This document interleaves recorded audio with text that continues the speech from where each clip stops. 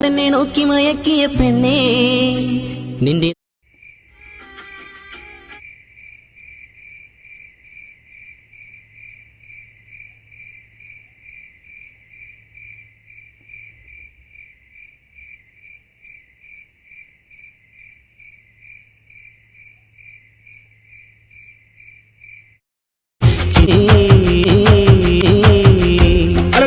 Welcome back.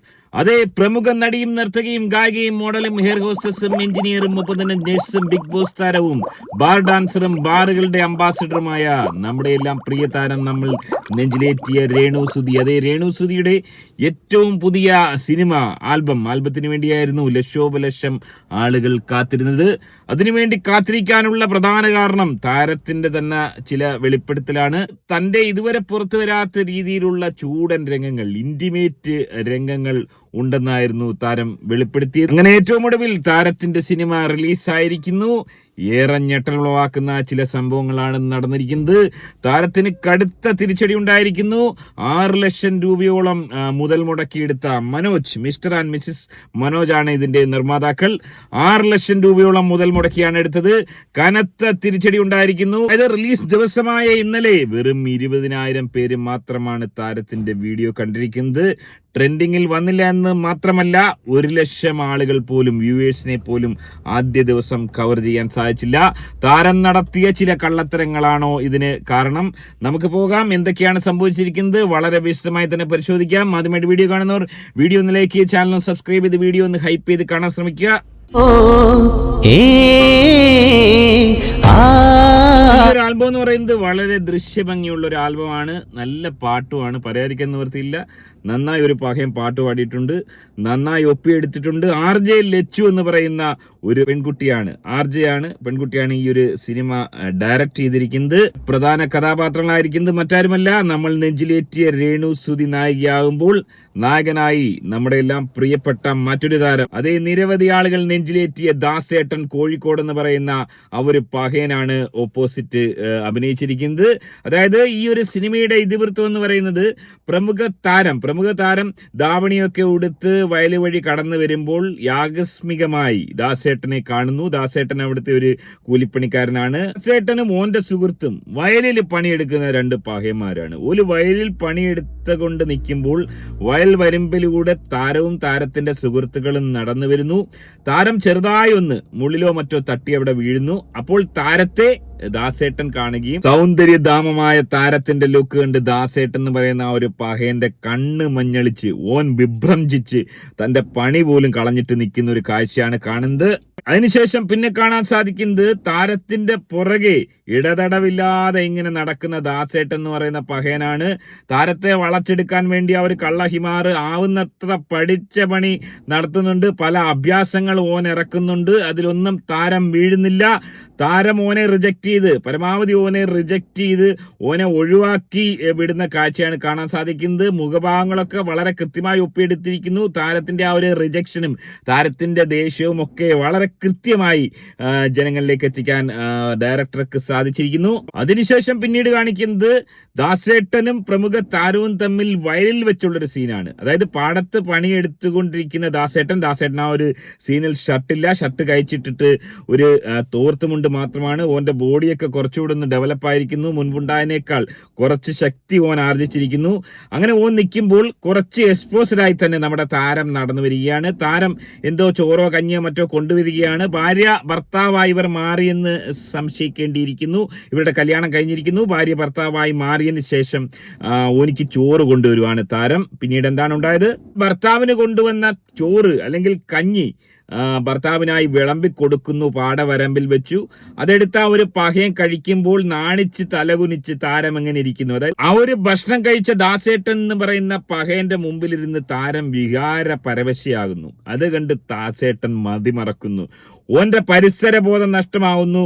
ഓൻ പുണരുന്നു. വല്ലാത്ത ജാതി തന്നെ. അതായത് നമ്മളൊന്ന് ആലോചിച്ച് നോക്കുക, പാടത്ത് പണിയെടുത്തുകൊണ്ടിരിക്കുന്ന ഒരു പഹയനാണ്, നന്നായി ടയേർഡായിട്ടുണ്ട്. നമ്മുടെ നാട്ടിൽ ഏതെങ്കിലും പാടത്ത് പണിയെടുക്കുന്ന ഭർത്താക്കന്മാരും ഇതുപോലെ ഭാര്യ കഞ്ഞി അല്ലെങ്കിൽ ചോറ് കൊണ്ടുവരുമ്പോഴത്തേന് കാമക്കടുവയായി മാറുന്ന എത്ര ഭർത്താക്കന്മാരുണ്ട് എന്ന് ആലോചിച്ച് വെക്കുക. ഇതിൽ നിന്ന് മനസ്സിലാക്കാൻ സാധിക്കുന്നത് ദാസേട്ടന്റെ കഥാപാത്രം ഒരു കാമക്കടുവയാണെന്ന് വളരെ വ്യക്തമാണ്. അല്ലാത്ത പക്ഷെ ഒരിക്കലും വയൽ വരുമ്പോഴത്തെ ഇതുപോലൊരു പരിപാടി ഓൻ കാണിക്കുമെന്ന് തോന്നുന്നില്ല. അതായത് ഓൻ അത്രയും ടയേർഡായിരുന്നിട്ട് ഓന് വികാരം മൂർച്ഛിച്ച് കാമക്കടുവയായി മാറാൻ ശ്രമിക്കുന്ന ഒരു പകയൻ വല്ലാത്ത ജാതി തന്നെ. ഓളുടെ അവസ്ഥയെ മറിച്ചില്ല. അതിനുശേഷം പിന്നീടാണ് അറിയുന്നത് അത് ദാസേട്ടന്റെ ഒരു സ്വപ്നമായിരുന്നു. ഓന്റെ സ്വപ്നമായിരുന്നു ആ ഒരു കെട്ടിപ്പുണരലും ഉമ്മവെക്കലും ഒക്കെ. അതിനുശേഷം ദാസേട്ടൻ പിന്നീടും താരത്തിന്റെ പുറകെ നടക്കുന്നു. എന്നാൽ താരം റിജക്റ്റ് ചെയ്യുന്നു. താരം ദാസേട്ടനെ തല്ലി ഓടിക്കുന്ന കാഴ്ച, ശുഭതയായ താരം ദാസേട്ടന്റെ മുഖത്തടിക്കുന്ന ആ ഒരു സീനുകളൊക്കെ ആരെയും കണ്ണിയിലാഴ്ത്തുന്ന തരത്തിലുള്ള സീനുകൾ തന്നെയാണ്. അതിനുശേഷം ദാസേട്ടൻ വീണ്ടും ഏറെ വിഷമത്തോടുകൂടി അദ്ദേഹം നടന്നു പോകുന്ന കാഴ്ചകളൊക്കെ ആരെയും വേദനിപ്പിക്കുന്ന കാഴ്ചകൾ തന്നെയാണ്. അതിനുശേഷം ഏറെ ദുഃഖിതനാവുന്ന ദാസേട്ടനെ പിന്നീട് കാണിക്കുന്നത് ഒരു കടയിൽ നിന്ന് എന്തോ വാങ്ങാൻ കൂട്ടാക്കുന്നു. എന്താണത്? വിഷമാണോ അതല്ലെങ്കിൽ കോണ്ടമാണോ അറിയേണ്ടതുണ്ട്. നമുക്ക് കാണാം.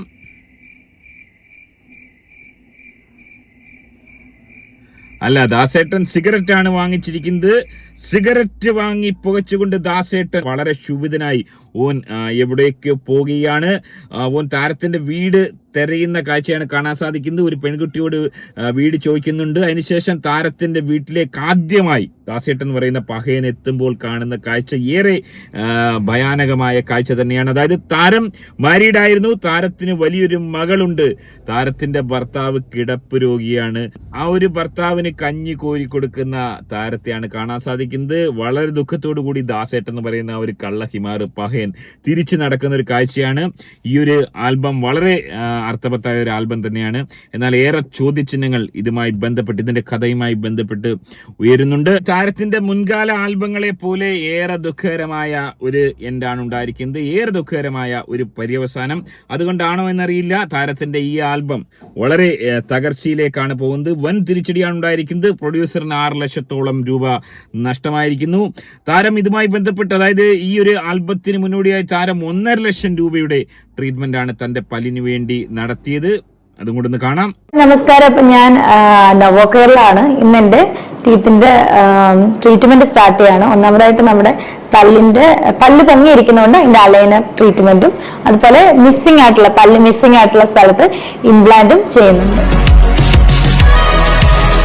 ലക്ഷങ്ങൾ നടത്തി ട്രീറ്റ്മെന്റ് നടത്തിയിട്ട് പോലും താരത്തിന്റെ ആൽബത്തിന് രക്ഷയില്ലാത്ത മട്ടാണ്. താരത്തിന്റെ ആൽബത്തിന്റെ താഴെ വന്നിരിക്കുന്ന ചില ശ്രദ്ധേയമായ കമന്റുകൾ, പ്രേക്ഷകരുടെ കമന്റുകൾ ഞാൻ വായിക്കാം. സോങ് അടിപൊളിയാണ്, മന്ദാര പെണ്ണിനെ കണ്ടിട്ട് കുളക്കോഴിയെ പോലെയുണ്ട്. വല്ലാത്ത ജാതിയാണ്. സനീഷാണ് കമന്റ് അടിച്ചിരിക്കുന്നത്. അഭിനയിക്കാൻ അറിയാവുന്ന പെൺകുട്ടികളെ വിളിച്ച് ചെയ്യിപ്പിച്ചൂടെ? വല്ലാത്തൊരവസ്ഥ തന്നെ. എല്ലാം സുധിച്ചേട്ടന് വേണ്ടി. ദാസേട്ടന്റെ അടിപൊളി അഭിനയം, പാട്ട് കൊള്ളാം. രേണു എന്താണ് കാണിക്കുന്നത്? മുഖം കൊണ്ട് എന്തൊക്കെയോ ഗോഷ്ടി കാണിക്കുന്നു.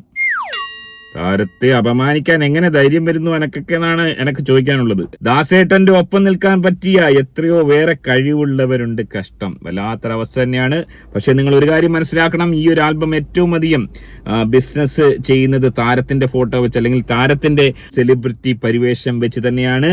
ചില ആളുകൾ വളരെ വൈകാരികമായി പൊട്ടിത്തെറിച്ചുകൊണ്ടാണ് കമന്റ് അടിച്ചിരിക്കുന്നത്. ഇൻസ്റ്റയിൽ കണ്ട സീൻ ആരെയും ഈ ആൽബത്തിൽ കണ്ടായിരുന്നോ? അത് പിന്നെ എന്തിനാണ് ഷൂട്ട് ചെയ്തത്? പ്രൊഡ്യൂസറിന്റെ തന്തയെ കാണിക്കാനായിരുന്നു? ജെയിംസ് എം ജോഷുവ എന്ന് പറയുന്ന പഹയൻ ചോദിച്ചിരിക്കുന്നത്. അതായത് ഇൻസ്റ്റയിൽ കെട്ടിപ്പുടരുന്ന സീനുകൾ കാണുകയും താരം വെളിപ്പെടുത്തൽ നടത്തിയിരുന്നു. നൂതിറ്റി അടക്കമുള്ള കാര്യങ്ങൾ താരം ഈ ഒരു ആൽബത്തിൽ ഒളിപ്പിച്ചു വെച്ചിരിക്കുന്നു എന്ന് പറഞ്ഞിരുന്നു. എന്നാൽ അതിലൊന്നും ഇതിലുണ്ടായിരുന്നില്ല. ഏറെ ദുഃഖകരമായ ഒരവസ്ഥയാണ് താരത്തിന്റെ ആരാധകർക്കുണ്ടായിരിക്കുന്നത്.